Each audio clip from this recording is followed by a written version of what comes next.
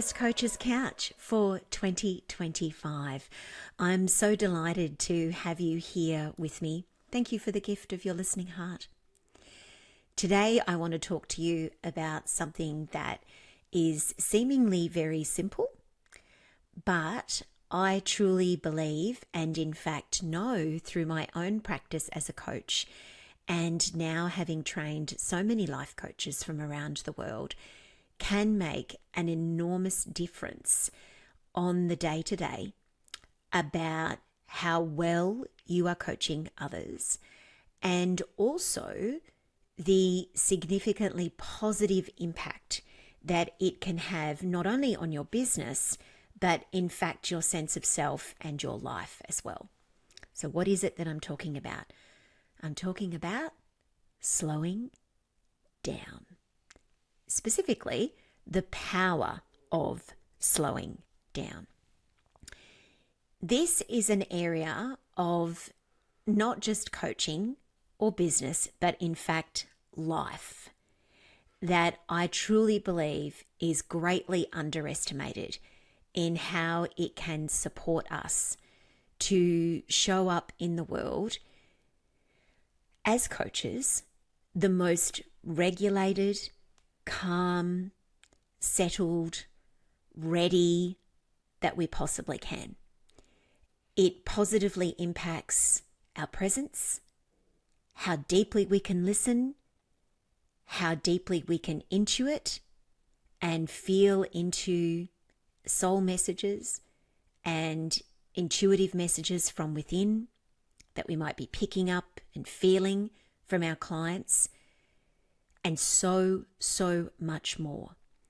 So let's talk about it. Let's talk about slowing down and the practicalities of how we can actually do more of that as a coach and how that can support you with your coaching.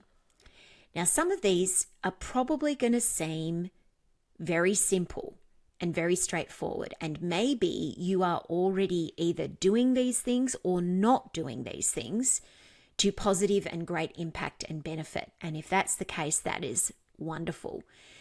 If you are not, however, I hope that you're going to find some of these things really, really supportive. So the first thing, again, simple. Don't book sessions with your clients or even any form of appointment in your coaching business back to back or very close together. Doing that instantly has you on the run. It instantly means that you are having to flip from one person to another very quickly, too quickly, or one appointment to a client or one client to an appointment too fast. I know from an income earning perspective, it can be very tempting to try to jam pack your calendar as much as you possibly can. I really get that. But what it will do is always have you on the run, always on the hop from one person to a next, never actually really being able to consciously take the time that you need to decompress from one client and move to another. Two people could be very, very different, or one appointment to another, client to appointment, etc. So one of the ways that you can consciously slow down is by not doing that, not booking sessions with clients back to back. That's just a recipe for a disaster, because it means it's highly likely, in fact, likely, that someone is either always going to be shortchanged a couple of minutes or the other person is waiting for you. So it never works. Don't book clients back to back. I know people who do it, but honestly, I want to tell you, please don't do it. But only allowing yourself, say, 10 minutes or 15 minutes between clients, honestly, I just don't think it's enough. I really, really don't. You got to go to the bathroom. You got to have a glass of water. You have to rearrange yourself. It's not enough. From my perspective, it's 30 minutes minimum. 30 minutes minimum from one appointment to the next. That's my standard. It always has been. It's what works for me. Energetically, you may be somebody that needs even more than that. It's something you might have to play and experiment with. But not overbooking yourself with any sort of appointment, whether client or otherwise, where you must turn up, assists you to have a consciously slower day. And slow does not mean not productive. Slow can actually equal very productive and even more productive than fast and frenetic and, all of those kinds of things. Slowing down and doing less, ironically, can in fact prompt and promote more for us. So that's the first thing about the power of slowing down. Not booking sessions back to back, allowing plentiful time between them so you can truly, truly be present and show up with enough time to decompress and get ready again between each one. Let's now talk about slowing down in sessions with clients when we are there for them as a coach. There are multiple ways that you can do this. And the first one is to be conscious and as aware as you possibly can of how fast you may be speaking. Now, this might not be a thing for you. You might be somebody that does not speak quickly. But sometimes what can happen is that if we are nervous or a bit unsure of ourselves, which is understandable when we're first beginning as a coach and starting out and working with clients, often what can happen is that we can try to overcompensate for that without even realizing that we're doing it. We begin to speak faster. We begin to think that we have to say more, to give more, or to be heard more. And the result of that is our speech can quicken. What that can then prompt in a client is that they begin to do the same. And suddenly we can find ourselves, or not so suddenly, in a dynamic where the speed of a session or the speed of exchange verbally between coach and client is ramping up all the time. It's getting faster and faster and quicker. This is often not conducive to deep coaching, where we really, really get to listen and hear what not only is being said, but between the lines of what is being said. And our client can pick up if things are too fast, that they have to give rapid fire answers to match that pace of quick speaking, and that they're not taking the time that they need to go in deeper with their responses as well. And so I'm not talking about slowing down your speech here to a snail's pace or in any pace that feels very, very unnatural and wrong for you.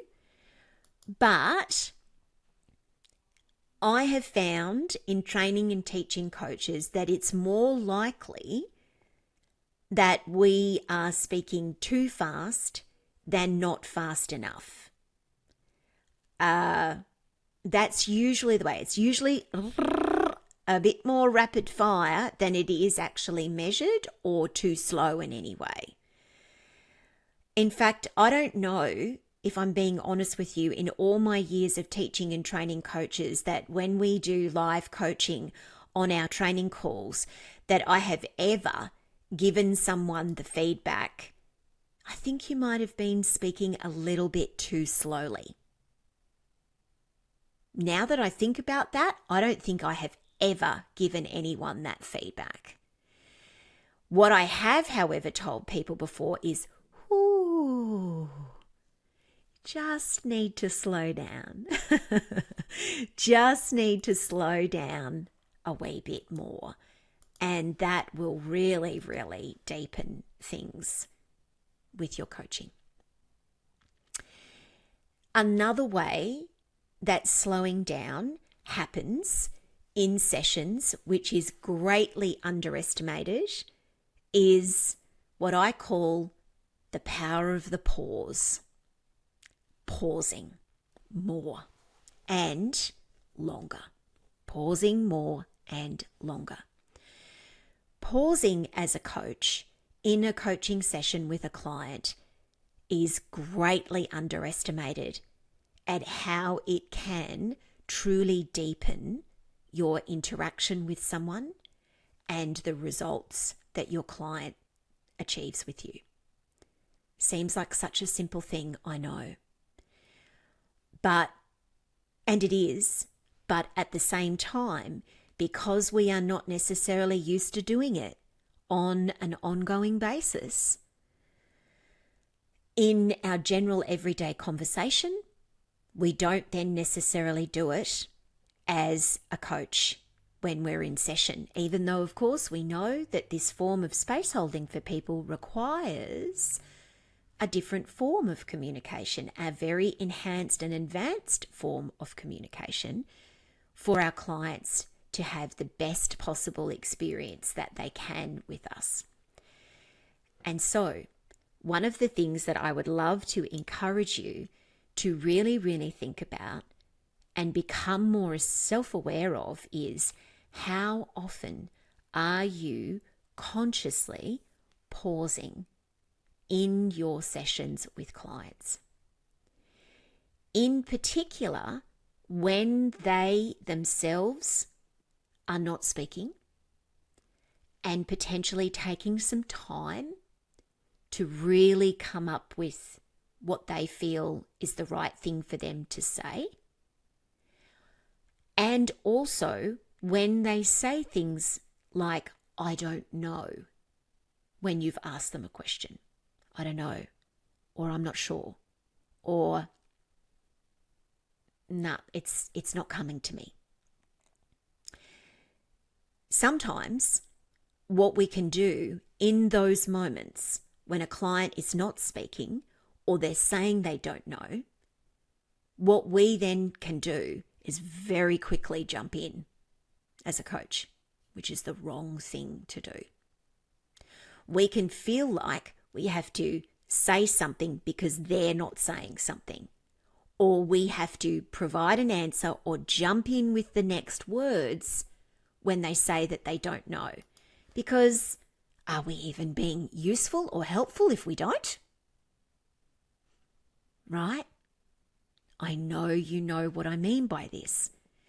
But the most powerful thing that you can do when a client themselves is pausing and or not speaking because they're thinking about something, and or they say they don't know the answer to a question, is clam it up, lips together, pause.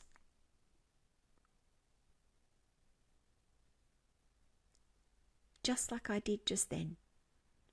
That was 3 seconds, by the way. It probably felt like an eternity to you. And you thought, did Julie just drop out? No, I didn't. I'm still here.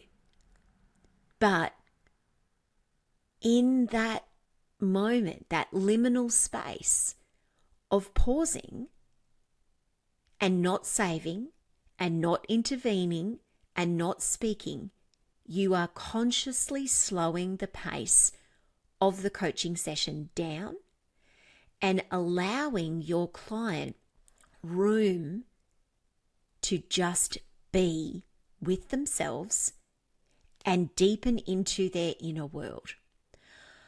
I cannot even begin to tell you how many times, it would be hundreds now, and that is not an over-exaggeration. Hundreds of times where a client has said to me, I don't know, or some version of I don't know in answer to a question that I've asked them. And then all I've done is nothing.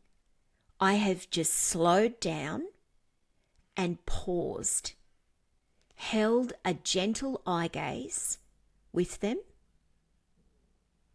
and just allowed a bit more time, consciously prompting them with the knowledge that I'm not going to say anything here very quickly. And then what has happened is that mere seconds later, they go from, I don't know, to, well, maybe I could do this. Or, okay, it might be this. Or, okay, if I think about this a bit more, I may need to go in that direction. In other words, the most powerful and potent thing that can happen in a coaching session happens through nothing other than pausing and slowing down. And that is, a client goes from thinking that they don't know what is best or right for them or what to do, into knowing what is best and right for them and to do. And what have you done? You've paused. You've slowed down. And this is something that I've spoken about on the couch before, the power of doing nothing. Nothing, in inverted commas. That is a part of this, and that is what can happen when you really, really slow down. And you consciously create more pausing in your sessions. Try it. Do it. Honestly, it will change your coaching for the better. I cannot encourage you with this enough. Also, try it in real life as well. Truly, when you're talking with people. Just slow down. Slow down the comms. And you might be amazed at the radical shifts that you see with your children, spouse, partner, lover, friend. Slow everything down. You will be amazed at how it can positively shift things for you.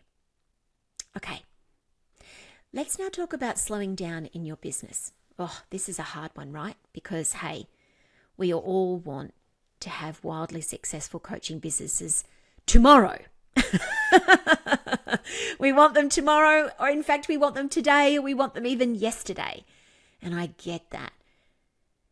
And what that desire can do is sometimes propel us into hustle mode and moving fast and moving quick. And I am a woman of action, and you are not going to hear me ever say, don't be in action. Don't be doing the things you need to do. Don't be making it happen. Of course, I'm going to say all of those things, and I do those things myself. But that does not necessarily mean that they have to be done at an incredibly fast pace. That then means the foundations of your business do not get built slowly, meaningfully, and properly, to the point where you have excellent foundations underneath you, and that you have pushed yourself too fast or too hard, which can result in you making rash decisions, rash purchases for things that maybe you don't need or are not right or aligned for you, or that are making promises to you to reach something quicker and faster, and you get hooked into that, but in fact, they either don't or won't deliver that at all, and instead just put you into this pace of just moving too quickly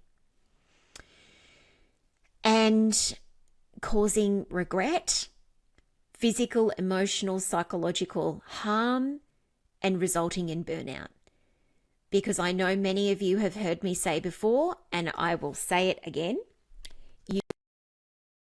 burn out, and don't think you can't, from doing something that you love.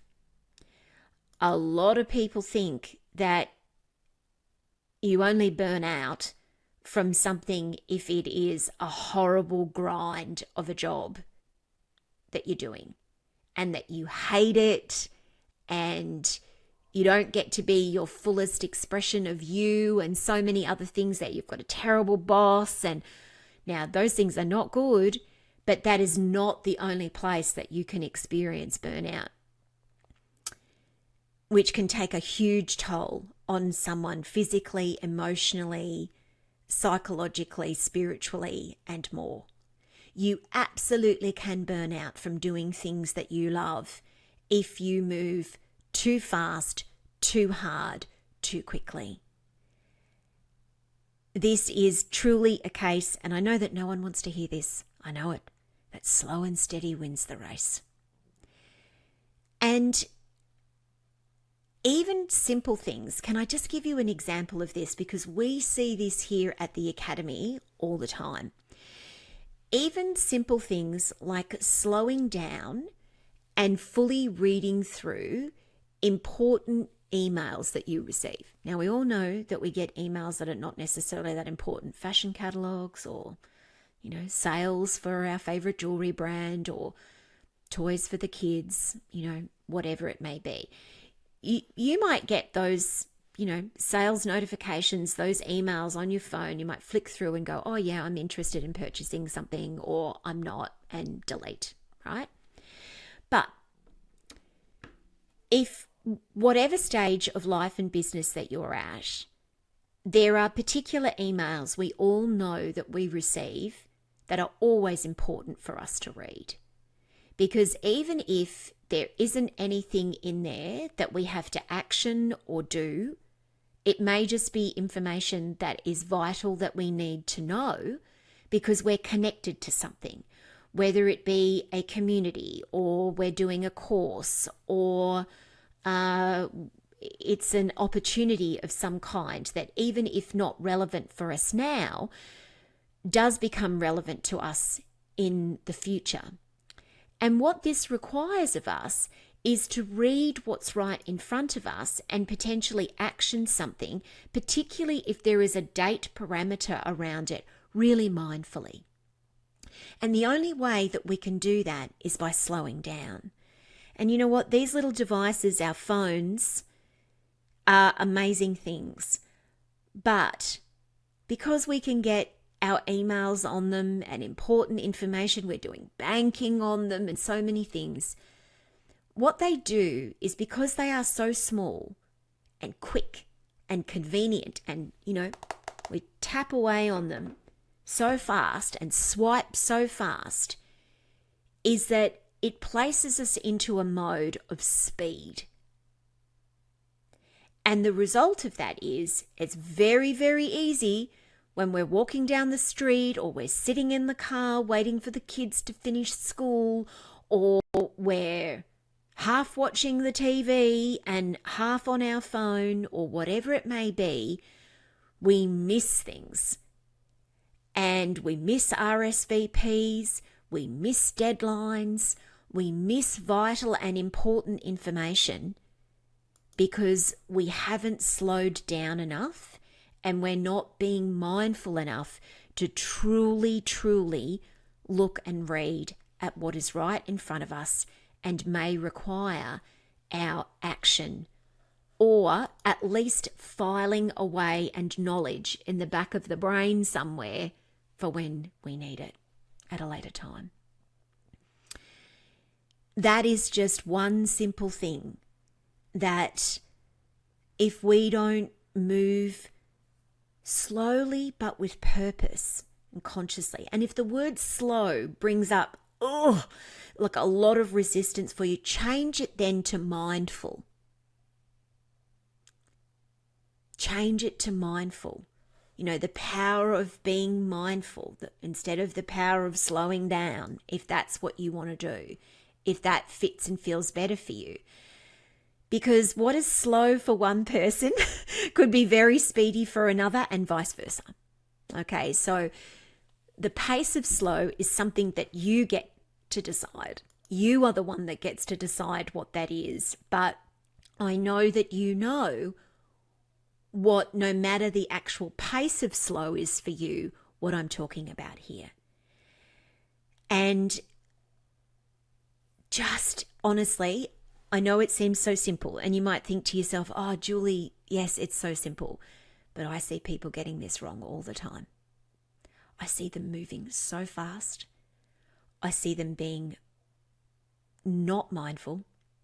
I see people in business not reading emails in the way that they should, not actioning things in a way that could be incredibly positive for them, and also not slowing down and being mindful in their sessions with clients. And so, yes, the power of slowing down seems like a very simple concept, but the fact that so many people are not doing it also tells me that it's not necessarily easy.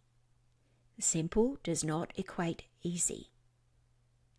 And that this may be, in fact, something that's quite challenging and hard for some of you. And if it is, that's okay, but it's even more of a reason to give it a go.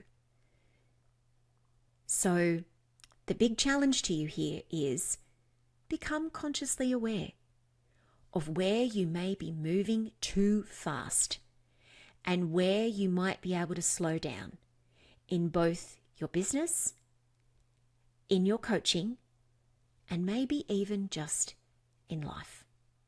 Slow is beautiful. Slow is mindful and purposeful and rich and deep. This is where the deep, rich conversations happen. This is where the deep, rich conversations connect you in deep to yourself, to your clients, to your business, and any community that you're trying to connect with as well. And so, go slow.